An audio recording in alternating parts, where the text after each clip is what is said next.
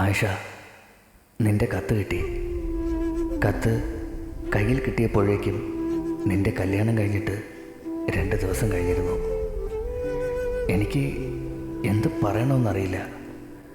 ആദ്യമായി ഞാൻ തോറ്റുപോയെന്ന് തോന്നി. ഒരുപക്ഷെ ഞാൻ കുറച്ചുകൂടി നേരത്തെ നിനക്കെൻ്റെ സ്നേഹം വെച്ച് നീട്ടണമായിരുന്നു എന്നെനിക്ക് തോന്നിപ്പോയി. നമ്മളുടെ സൗഹൃദം ഇല്ലാതായി പോകുമോ എന്ന എൻ്റെ പേടി തന്നെയാണ് എന്നെ പിന്നോട്ട് വലിച്ചത്. മനോഹരമായ ആ സൗഹൃദത്തിൽ ഒരിക്കൽ പോലും നിന്നിലേക്ക് പ്രണയം വന്നു ചേർന്നിട്ടില്ലെങ്കിലോ എന്നെനിക്ക് പേടിയുണ്ടായിരുന്നു. നിനക്ക് ഓർമ്മയുണ്ടോ അന്ന് ഉപ്പയുടെ മരണം എന്നെ തളർത്തിയത്? അന്ന് എന്നെ ചേർത്തു നിർത്തിയ മനുഷ്യരിൽ നീ മുമ്പിലുണ്ടായിരുന്നു. ഒരു ആൺകുട്ടിക്ക് ഉപ്പയോളം നമ്മളെ സ്വാധീനിക്കുന്ന മനുഷ്യൻ വേറെയില്ല.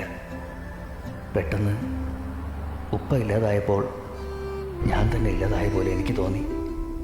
അന്ന് നീ കൂടെ ഉണ്ടായിരുന്നത് കൊണ്ടാണ് ഞാൻ പിടിച്ചു നിന്നത് പോലും.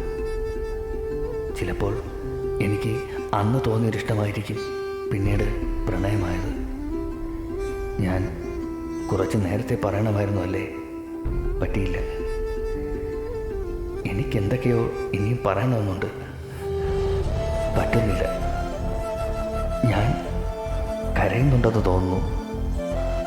കടലാസിലാകെ കണ്ണുനീരിട്ട് വീണിരിക്കുന്നു.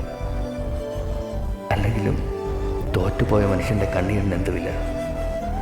ഒരുപക്ഷെ നിന്നോട് ഇഷ്ടം പറയാതിരുന്ന എൻ്റെ അവസ്ഥയെ ഞാൻ ഇനിയും ഏറെക്കാലം പഴിച്ചേക്കും.